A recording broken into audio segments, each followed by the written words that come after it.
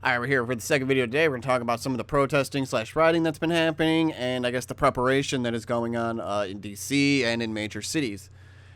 First, we got from the Daily Caller, multiple arrests after midday clash between NYPD and anti-Trump rioters.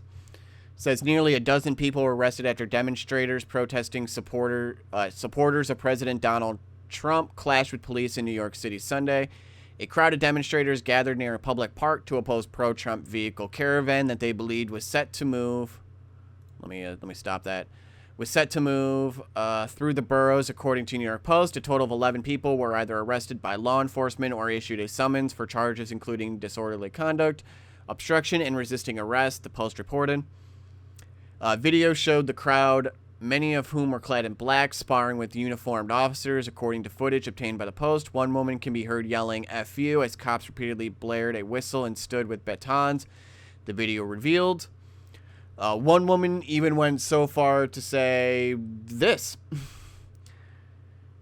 Well, actually not this part. Sorry. It's even worse than this. This is just, people spewing. This person says, "It's effing New York City. There are people getting effing raped and murdered." One protester yelled at police, according to the Post, "Go fight real crime, you effing pathetic peas." They kind of are. I mean, you guys are trying. I don't even know what you're countering here. Just Trump supporters in general? Just Trump in general? Why? I just don't see the justification of it, really, because you claim he's a fascist, you claim he's Hitler, he's a Nazi, and yet he condemns it every single time. But he condemns all the white nationalists and the supremacists and the Nazis and all of them, and he has to constantly do it, and he's been doing it. I don't know, since like the 80s, and at least on video.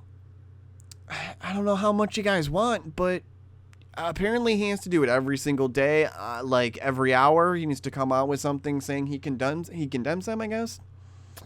I don't know. I don't even know what they're fighting for at this point anymore. It's so muddled. I think they're just bored with their lives. They have nothing to do. So they want a revolution, I guess, because they can't find any purpose in life. And they don't seem to be willing to even, try to find one. Well, I guess maybe they did find some form of purpose in life, but I mean, it's just chaotic destruction at this point. It's not helping anybody. That's for sure. In fact, you're hurting more people than ever before. I mean, one woman even went to the police officers. She said they hoped that the police officers' children were, let's just say, the R word, and killed. That's I don't. Yeah, and I'm supposed to fall onto. You want me to fall onto your side when you want to condone that to happen to children? Yeah, left. You're a little unhinged. Just saying. Just saying.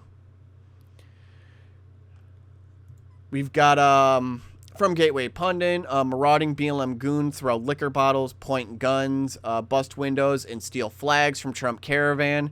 Video shows terrified kids in a truck as it was attacked. Marauding Black Lives Matter in Virginia tossed liquor bottles and flashed guns at the Trump Caravan as it passed by Sunday in Richmond, Virginia. 350 vehicles turned out Sunday for the Trump MAGA Caravan and drove around and through Richmond, Virginia. The Black Lives Matter goons flashed weapons, stole flags, threw liquor bottles, and busted windows in the vehicles they passed by in downtown Richmond. Children were watching from a truck window as the BLM mob stole MAGA flags and chased the vehicles. Mike Dickinson, organizer of the Trump Train and candidate for Richmond City Council, 1st District, released a statement. Once again, a peaceful event organized in support of President Trump is attacked by a lawless criminal BLM mob. It's no coincidence that in Democrat cities across the United States, lawlessness and criminal activity run wild. It is not surprising, however, that BLM engaged in this. Knowing their history as a lawless, violent organization, we need to prioritize classifying BLM and Antifa as terrorist groups so that we can unleash the full extent of the law on them. Yeah, I don't know why you're just attacking a Trump Caravan. I mean, what are you doing besides making your side just look awful? Just utter garbage in comparison. Mike told the Gateway Pundit the Black Lives Matter activists were throwing liquor bottles at cars as they drove by, and at least one Black Lives Matter activist flashed a gun at the passing vehicle. Several windows were broken in the attack. In a second video of the attack, you can see BLM activists steal flags and then stab them through the windows as Trump supporters drive by. So, yeah, I mean, if you want to make your side look good, this ain't a way to do it, BLM. Just saying. Just saying. Makes you look pretty awful. Well, let's move over to what's happening over at the White House. A no-climb fence to be installed around White House, source says. Preparations come amid concerns over potential Election Day unrest. With Election Day preparations in full swing across the country, the White House will have a no-climb fence installed this week around the entire complex, a law enforcement source told Fox News on Monday.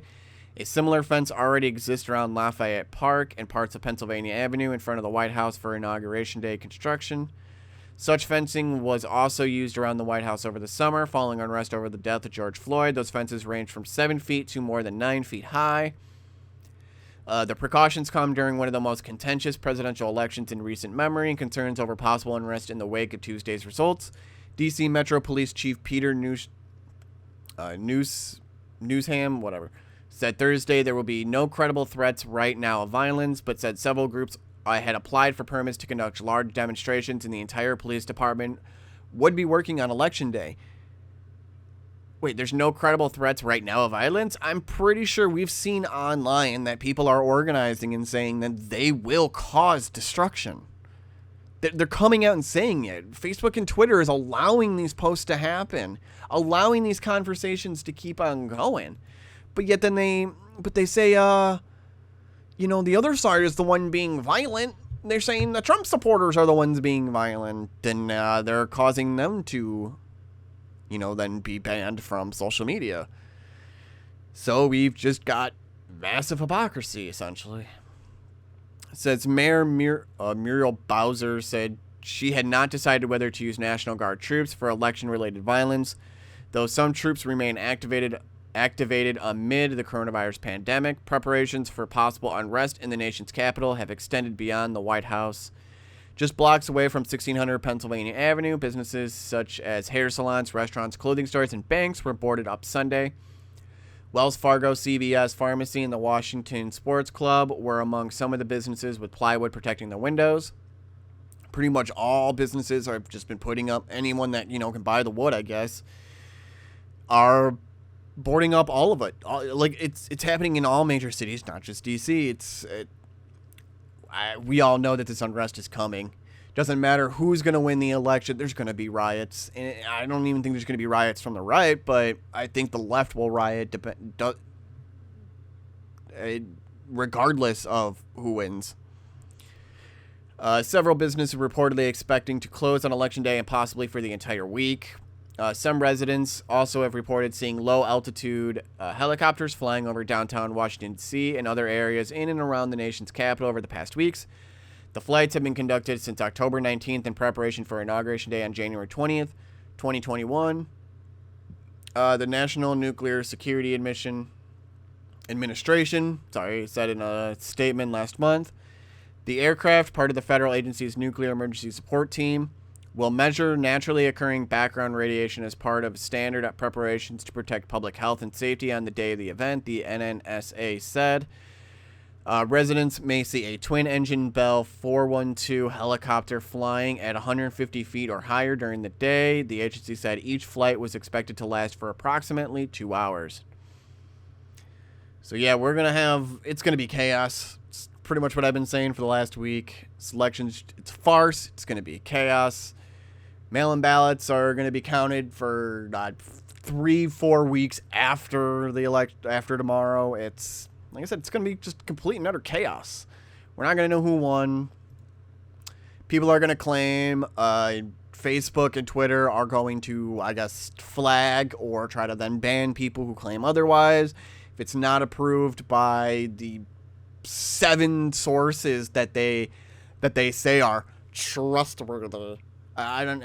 Fox News is on the list, but I mean, I don't trust any of them. I don't I don't think I'm going to trust anybody that says anything at this point, because it's going to be so chaotic. They're just going to be like, Biden won, Trump won, Biden won, Trump won. And I'm just going to be like, all this redundancy. Oh, I'm going to get emotional whiplash again, I'm telling you.